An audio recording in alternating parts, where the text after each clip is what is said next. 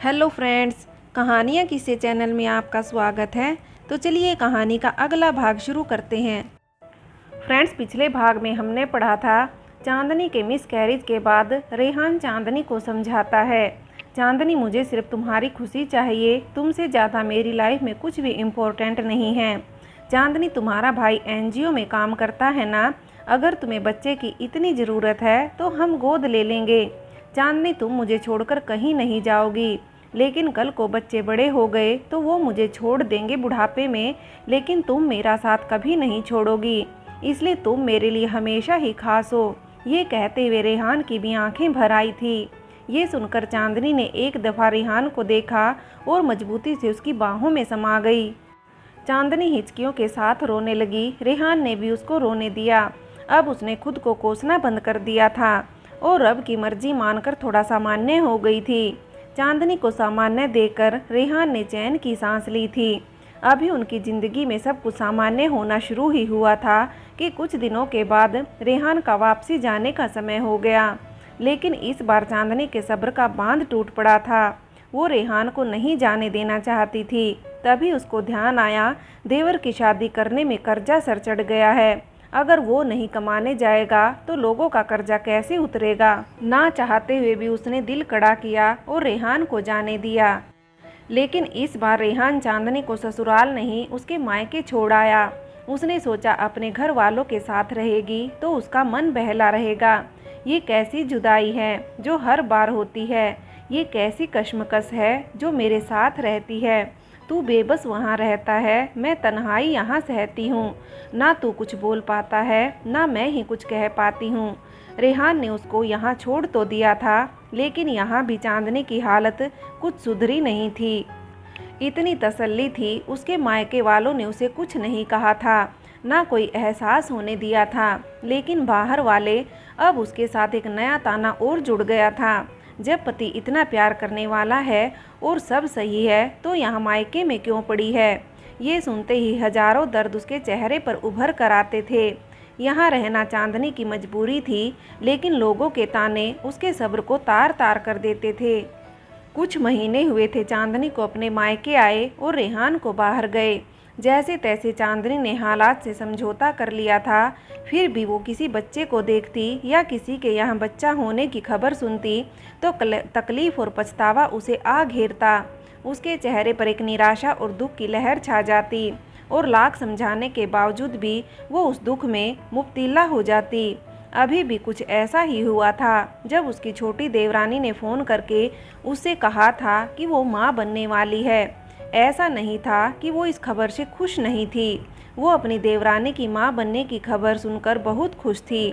आखिर वो भी ताई बनने वाली थी, जिसके ख्याल से ही उसको गुदगुदी पैदा हो रही थी। लेकिन हसरतों का क्या, उसके दिल में फिर से टिस उठने लगी। उसे अपना दर्द ताज़ा होता महसूस हुआ।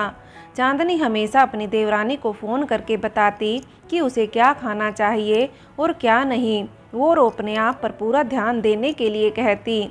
फिर कभी कभी वो मन में ही सोचती कि कहीं ये भी पलट के ना कह दे कि खुद का तो बच्चा नहीं, मुझे आई ज्ञान बांटने के लिए। लेकिन कभी कभी उसकी जुबान लड़खड़ा जाती थी। लेकिन फिर अपने साथ हुए हादसे को देखते हुए वो डर जाती कि कहीं किसी और के साथ अनहोनी ना हो जाए, इसलिए एहतियात बरतने के लिए कहती, क्योंकि वो नहीं चाहती थी जिस दर्द से वो गुजर रही है कोई और भी गुजरे। उसे पता था कितनी तकलीफ़ होती है। कुछ दिन तक तो नॉर्मल बातचीत होती रही। फिर उसके बाद उसकी देवरानी ने बताया कि उससे बड़ी वाली जेठानी उसके साथ अच्छा व्यवहार नहीं कर रही है और ऐसे समय में उसके साथ बहुत बुरा व्यवहार करती है। चांदनी का ये सब सुनकर दिल दुखा और मन कचोटने लगा। वो अपने आप में ही कूढ़ने लगी, लेकिन वो इतनी दूर से कर भी क्या सकती थी। इसलिए अपनी देवरानी को समझा बुझाकर उसे दिलासा दे देती। भाभी, मुझसे उठा नहीं जाता है, सुबह फिर भी मुझसे काम खोजती है, ऐसे समय में कैसे काम करूँगी। मुझसे नहीं होता कोई काम, मुझे काम ना करता देख वो भी काम छोड़कर बैठ जाती है। चांदनी की देवरानी ने रोते हुए कहा। चांदनी लगातार अपनी देवरानी को चुप करा रही थी, लेकिन वो मान ही नहीं रही थी। एकाएक उसने कहा, भाभी मैं आपके पास आना चाहती हूँ। चांदनी ने पहले ये बात सुनी, उसे कुछ अटपटा सा लगा। क्योंकि वो अपने मायके में थी, वो तो खुद ही अपने माँ बाप के रहमो करम पर थी और अब अपनी देवरानी को कैसे बुला सकती थी। बेटी कितनी भी शादीशुदा हो जाए, चाहे घर के लिए कितनी पराई कहलाए, लेकिन अपने मायके की चिंता उसे हमेशा सताती रहती है।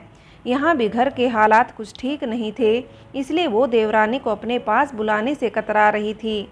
वो अपने माँ बाप के ऊपर और बोझ नहीं डालना चाहती थी। इस समय में जरा सी भी कोई चूक हो जाती तो सारा इल्ज़ाम उसके और उसके मायके वालों पर आता और उसकी जेठानियाँ ये कहती उसका बच्चा नहीं रहा, इसलिए अपनी देवरानी को बहला फुसलाकर वहाँ बुलाया और उसका बच्चा नुकसान करा दिया। उसने इस बारे में रेहान से बात करने की सोची। उसने रेहान को फ़ोन मिलाया। अगले ही पल में रेहान ने फ़ोन रिसीव किया और घबराहट से पूछने लगा क्या हुआ, क्योंकि चांदनी इधर से बहुत कम ही फ़ोन करती थी। हमेशा रेहान ही फ़ोन किया करता था। वो तभी रेहान के पास कॉल करती जब कोई ज़रूरी बात होती थी। उसे लगा कि कोई बड़ी बात है, तभी चांदनी ने मेरे पास कॉल किया है। रेहान को अपने लिए चिंता करते हुए देख चांदनी को अच्छा लगा। फिर उसने कहा, नहीं जान, कोई ख़ास बात नहीं है, मैंने तुमसे कुछ पूछने के लिए कॉल किया है, आप फ्री हो? चांदनी ने उसकी घबराहट दूर करते हुए कहा। हाँ हाँ बोलो, फ्री हूँ, क्या कहना है? रेहान ने चैन की सांस लेते हुए कहा। वो जान, छोटी देवरानी और बाबू देवर यहाँ मेरे पास आने के लिए कह रहे हैं, चांदनी ने बताया। क्या उनका दिमाग खराब हो गया है? वो यहाँ पर आकर क्या करेंगे? रेहान थोड़ा उलझते हुए बोला।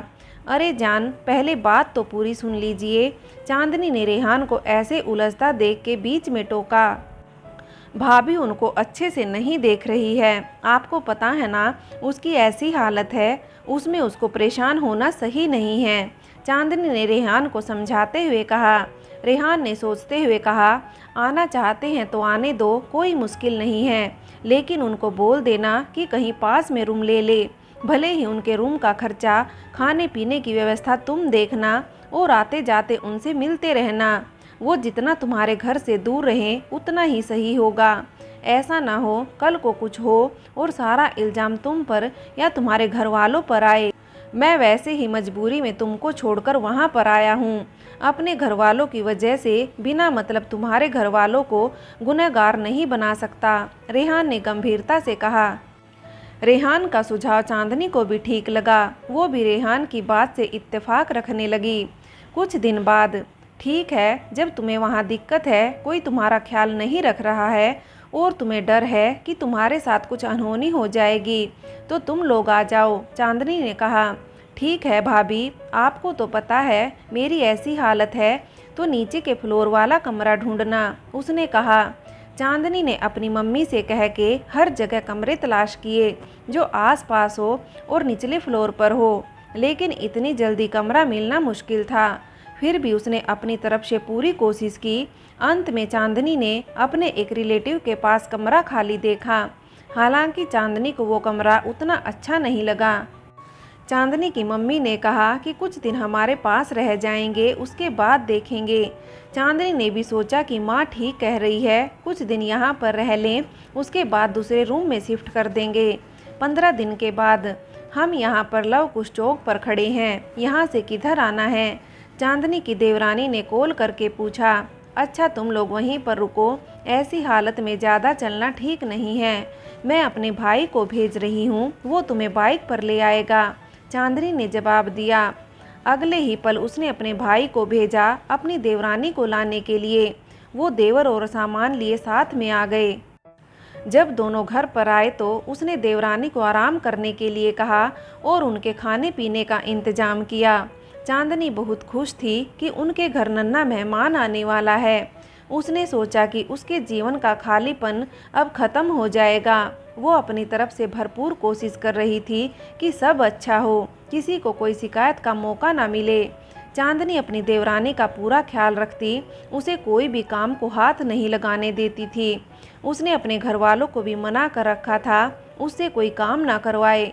2 दिन तो शांति से गुजरे। फिर उसने कहा, भाभी आपने कहाँ रूम लिया है, हमें वहाँ जाना है। अभी जाने की क्या ज़रूरत है। मम्मी ने कहा है कि कुछ दिन रुक जाओ, वो कमरा उतना सही नहीं है, कोई दूसरा कमरा देख लेंगे तो वहाँ चले जाना। लेकिन वो नहीं माने। चांदनी ने सारी बात रेहान को बताई। रेहान ने भी कहा कि ठीक है, अगर वो नहीं मान रहे तो तुम उसी रूम में शिफ्ट करा दो। चांदनी ने आधा सामान तो अपने घर से दिया और खाने पीने वाला सामान उसने खरीद कर दे दिया था। चांदनी उनसे कुछ दूरी पर रहती थी, लेकिन वो कभी उधर नहीं जाती थी। उसे अच्छा नहीं लगता था कि किसी की प्राइवेसी को भंग करे। हर इंसान की अपनी प्राइवेसी होती है जिसमें वो किसी की दखलंदाजी बर्दाश्त नहीं करता। कुछ दिनों के बाद उसकी देवरानी ने कहा, भाभी हॉस्पिटल कब जाना है? चांदनी ने कहा, मैं इनसे पूछ लेती हूँ, जब कहेंगे तब चलेंगे। उसने रेहान को सारी बात बताई कि देवरानी को उसको हॉस्पिटल ले जाना है। जाने क्यों रेहान इस बात से उखड़ सा गया। उसने कहा कि अगर तुमको कहीं लेकर जाना है, उनको मुझसे पूछना चाहिए था ना। तुम्हें नहीं जाना है उसे लेकर, जिसको ले जाना है वो मुझसे पूछे। मेरी बीवी किसी की गुलाम नहीं, रेहान ने बिगड़ते हुए कहा। चांदनी को इस बात से थोड़ा दुख तो हुआ, लेकिन वो क्या कर सकती थी। वैसे भी इस पुरुष प्रधान समाज में अच्छी पत्नी वही कहलाती है जो अपने पति की हर बात सुने। ना चाहते हुए भी उसे पति की बात माननी ही पड़ती है। तब चांदनी ने ऊपर वाले किराएदार आंटी रहती थी, उनसे कहा कि आप इसको हॉस्पिटल लेके चले जाइए, जो भी खर्चा होगा मैं दे दूंगी। वो चांदनी की बात मान के हॉस्पिटल जाने के लिए तैयार हो गई, लेकिन वो उनके साथ नहीं गई। अब उसके मन में इस बात से खींचातानी हो गई। चांदनी ना चाहते हुए भी खुद को गुनाहगार समझने लगी। चांदनी हॉस्पिटल नहीं गई, इस बात का उसकी देवरानी ने बहुत बवाल बनाया। अरे साथ जाने के लिए ही तो कहा था, कौन सा पहाड़ तोड़ने को कहा था। सही कहते हैं गाँव के लोग, खुद की औलाद तो है नहीं और मेरे औलाद को कुछ हो गया तो तभी इतने साल हो गए शादी को, अब तक बांझ है। उसकी देवरानी ने कहा। ये बात चांदनी को चीर देने वाली थी। उसने क्या कुछ नहीं किया था। यहाँ आने के बाद उसके लिए फिर भी उसको ये सब चीज़ें सुनने को मिली। एक पल में उसका सारा किया धरा मिट्टी हो गया। उसका सारा वजूद चकनाचूर होकर रह गया। इंसान किसी से उम्मीदें लगाता है अपनी खुशियों की, लेकिन भूल जाता है मांगी हुई खुशियों से किसका भला होता है। इन सारी बातों से चांदनी को बहुत धक्का लगा। उसे समझ में नहीं आ रहा था कि वो किसको दोष दे, अपनी किस्मत को, पति को या खुद को। आखिर उसने क्या बिगाड़ा था जो हर बार उसे जिल्लत उठानी पड़ती थी। क्यों उसको हर जगह से ऐसे ताने सुनने को मिलते थे। उसकी औलाद नहीं है तो इसमें उसका क्या दोष है। ये कोई बाजार में मिलने वाली चीज़ है क्या जो वो खरीद के ले आए। ऐसी ही तमाम सोचों के साथ वो रात भर रोती रही और अब उसकी हिम्मत नहीं कि अब देवरानी के लिए कुछ करे। उसके बाद उसकी देवरानी ने चांदनी पर 1000 तोहमतें लगाई और उसके दामन में एक और दाग लगा दिया कि हमारे बच्चे को वो मारना चाहती है, उससे हमारी औलाद देखी नहीं जा रही। और कितनी देगा सजा ए खुदा, अब तू बख्श भी दे। ऐसा कौन सा गुनाह हुआ मुझसे जो तेरे दर पे इसकी माफ़ी नहीं है। चांदनी सिसकते हुए बस ये सोचती रह गई, आखिर उसका कसूर क्या है। फ्रेंड्स, आगे की कहानी के लिए कहानी का अगला भाग देखें।